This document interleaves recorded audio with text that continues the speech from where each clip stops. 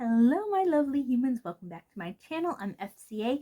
I recently came across an old video of mine that I thought it would be fun to recreate for spooky season, which is why Gomez and Morticia are the ideal couple. We have some more references that we can use from that when I made that original video, and hopefully a little more organized of thoughts. Maybe not 100% because FCA, but I am going to begin by taking out the fangs. It will not be good to try to talk like this for the whole video. So first, let's check in on other couples that people say are the ideal couple. We see lots of things throughout the animated scenes, but when it comes to live action on-screen couples, one of the creepy couples that gets brought up, weirdly enough, is the Joker and Harley Quinn. Now, in recent decade or so, people have become more like, that's not a good relationship, it's toxic and dangerous. But for a very long time, people loved the Harley Quinn and Joker like matchup, even though it was completely one-sided. And the only time that the two of them have ever been seen having a shared equal romance and like actually liking and loving each other, as opposed to Harley Quinn being passionately obsessed with the Joker, is in the most hated version of the Joker, Jared Leto in Suicide Squad. That's the only time the two of them actually have any kind of a mutual togetherness. But the actual creepy couple that we should be idolizing is Gomez and Morticia Addams. Now, first of all, the Addams family had already started out as a comic, and in the live action TV series, this was supposed to be a mockery, a parody of the idealistic traditional suburban lifestyle. And what always interested me, even when I was little, was that the reason why they were a parody is just how madly in love with each other Gomez and Morticia are, even after having kids. Any other on-screen couple, their relatability came from nitpicking, nagging, belittling, making fun of each other, arguing over family responsibilities and financial problems, etc. Now, of course, financials are a different thing because Gomez and Morticia Addams are particularly wealthy, but we see that they maintain, when they lose everything, they maintain being a happy, supportive couple. And it's not that they needed the money and the house back. It's that, they did want their home back, but they really wanted Fester back in the original movie from the 90s. And so we have this supportive family, and we're talking about a large family dynamic, which consists of Lurch, the butler, who they absolutely in every version treat as family. He goes along with them for everything.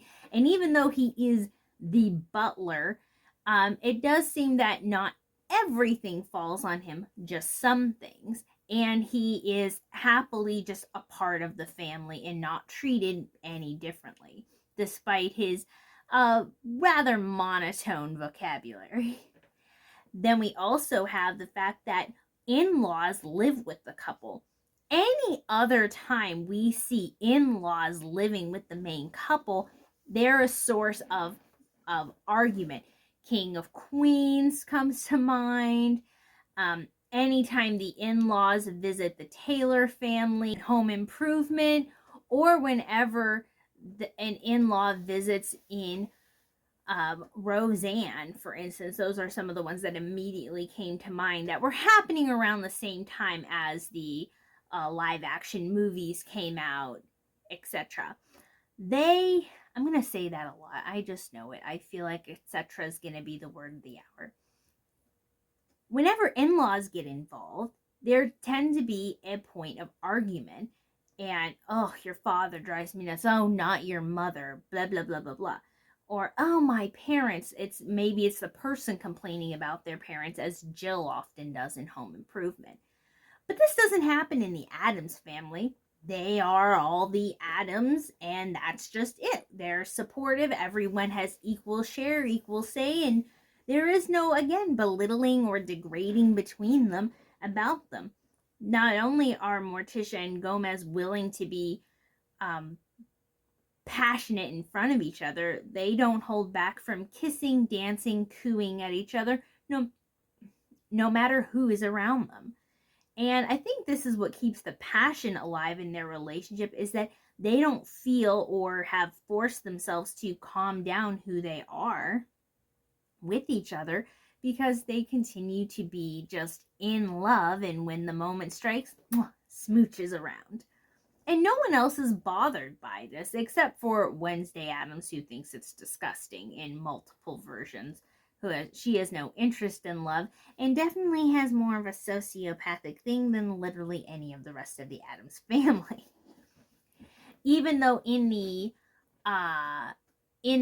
television series, the animated television series, and in other versions of the comic, and in like the Scooby-Doo Meet the Addams Family, Pugsley is actually the more devious, creepy one than any of the other ones. In the Addams Family, Morticia is also the pillar of the family, rather than Gomez being the macho grande head of the household, what he says goes.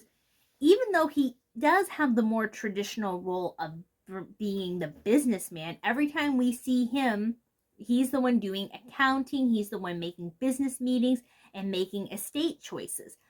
Fester, who we've seen in the original movie, be the person who's like the head of the estate. He's the firstborn son, so everything actually belongs to him. He wants nothing to do with the actual monetary management side of things. Gomez does all of that. And Morticia, again, she is usually the one we see doing the mothering, nurturing part of the children, although her nurturing does involve allowing one child to electrocute the other. But it's the Addams Family, we let it go. And whenever decisions get made between the children, there isn't, again, you never let me do anything, you don't trust me to do anything, well, I have to do everything myself. There's none of that between Gomez and Morticia. It's always a mutual decision. And this happens in everything. There is almost no, even though the two of them have different points of view, they don't actually argue. And the source of their relationship is coming together to solve a problem together on something they both mutually agree on, rather than conflict and arguing with each other.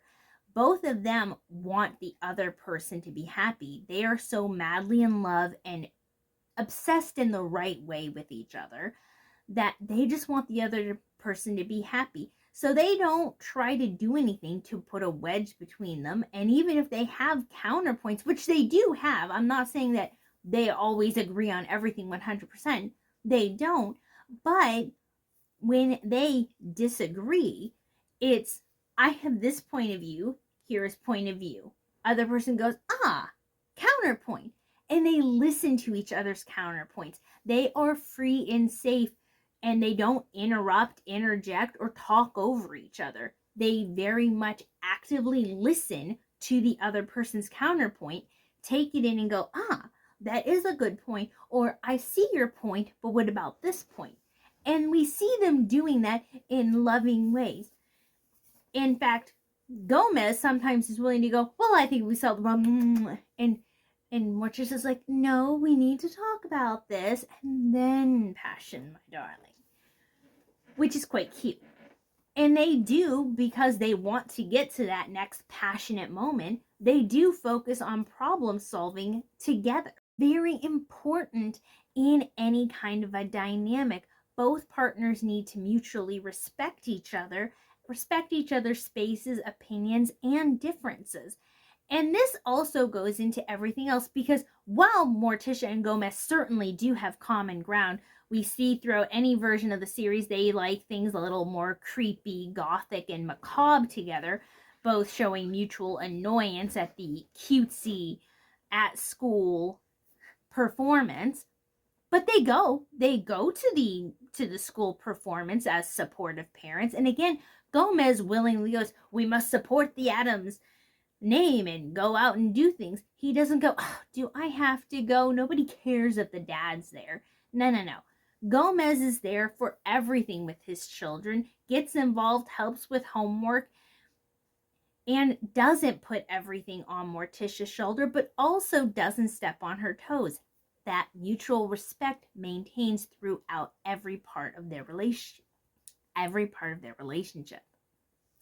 And that's why they're so fluid with each other, because they also do allow each other space. They fence together, they dance together, they kiss a lot, and they do spend a lot of time together. But they also willingly give each other space. Gomez has nothing to do with Morticia's hexes and voodoo witchcraft side of things. And he also has nothing to do with the plants. All of the plants in the household and the whole greenhouse conservatory, which we see in multiple things, that's all Morticia's domain. Gomez only goes to the greenhouse / conservatory to go to Morticia. He doesn't actually do anything with it. And equally, with Gomez, he smokes a lot of cigars. Again, he does a lot of business things. As his model train collection, which he builds and blows up. Now, model trains and cigars are not cheap. It has been revealed in one of the episodes of the original series that Gomez spends thousands of dollars on cigars, and model anything are not cheap. And to just build them up to blow them up is literally blowing up money. But she doesn't go, yo, that's such a waste of money. And he doesn't go, your plants don't even make food. What's the point of them? It's never that. It's they're doing their thing. And even though they're not involved and have no interest in plants or trains respectively, they still let the other person have their thing and say nothing about it in a negative manner. It's always, I believe he's in it with his trains. I think your mother might be in the greenhouse. Let's go. Which is also important in a relationship, to be able to maintain your own identity and not get lost in, I'm a mother, I'm the breadwinner, I'm just seen as a handyman, I'm just here to do chores. And again, even though Lurch is the person who really does the maintaining of the household as far as cleaning and laundry, etc., Morticia is not dumped with all of the caretaking and additional household things. It's just she does her thing, Gomez does his thing, and they come together very often for their mutual love of each other. And so they're able to be their own selves without any kind of recoil and without any spite from the other person. They both love each other for who they are and don't expect either one of them to change in a way they don't want to. Again, they both chase each other's happiness. So, and this is a very important part of the ideal relationship. And that respect for each other's space and changes and being their own person is seen when how they raise their children. Their children have very different personalities and they're very supportive. Even when in the second live action movie, when Fester leaves, their baby Pubert goes from being an Addams to this happy, cheery, blonde-haired, blue-eyed, bouncing little ball of joy. Even though this is not ideal for the Addams family, Morticia continues to show as much love, care, and support. She changes the baby's room from a gothic thing to a more brightly standard baby's room, changes the mobile out, and she's seen reading The Cat in the Hat. Not a traditional Addams family story, but she's willing to do it because she's still supporting her son in a strong way, even though she clearly disagrees with his cozy, rosy cheeks. But she still puts all of that aside for the betterment of her son, and she does that with Gomez and everybody else in the household too. And that is what they show. They show that respect, give space. You're allowed to be who you are, whoever that is, and they will still be loving and supportive towards you. as long as you're a part of the family. And you can go and come back, but they just need you to come back, as we see with Fester. In fact, the downfall in all of the TV series and in both of the live action movies and in Wednesday, the downfall of the enemies or the antagonists of the stories are people who try to tear the Addams family apart. Their mutual bond and love and respect, because of the strong basis that Morticia and Gomez give in that respect, is so strong that they always come back together. They're willing to throw down for a family member, even if it's going to get them into some trouble, because they would rather get their other person out of trouble rather than abandon an Addams. And they don't hold any grudges. Any wrongdoings or seeming wrongdoings, disagreements, or anything that happens, any problems that arise, it doesn't get brought up. Blowing a whole bunch of money on trains, it doesn't get brought up. There are no grudges between Gomez and Morticia. They literally just let everything go and just go waltz it away. Kiss it away, bedroom it away. And I think it is that wholehearted, pure love that they have for each other that makes them an ideal couple, because they are constantly willing to show up for each other in the strongest of ways. And they ask each other, what can I do to make you happy? Because that's what they want, and they truly mean it, and they're willing to listen. In fact, that's how they end up with a nanny in the second movie to begin with, is Morticia says she wishes she had more time for her hobbies, and Gomez goes, then it will be done. We will hire a nanny to watch the children, which of course, a task in and of itself. And that's what leads to all of the shenanigans in the rest of the movie. But Gomez is willing to do that, and it's not I made a mistake or you made a mistake. It was, well, that happened. And that is what we should all strive to be in our relationships, wanting to make the other person happy and maintaining who we are while being open to our other person being who they are.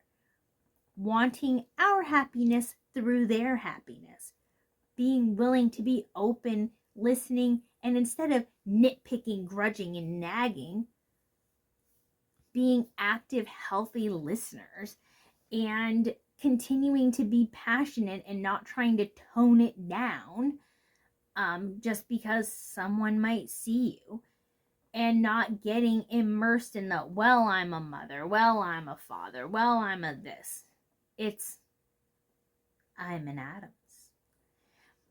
And Morticia, of course, she's the married in one into the family, and she's just fully Addams, even though her maiden name is Frump. And that is where I am with why they are the ideal couple. Tell me if you agree with me, any additional points you think I may have missed. And yes, happy Halloween from me to you. And I think there's an Addams Family watch party in my future. Okay, bye my lovely humans.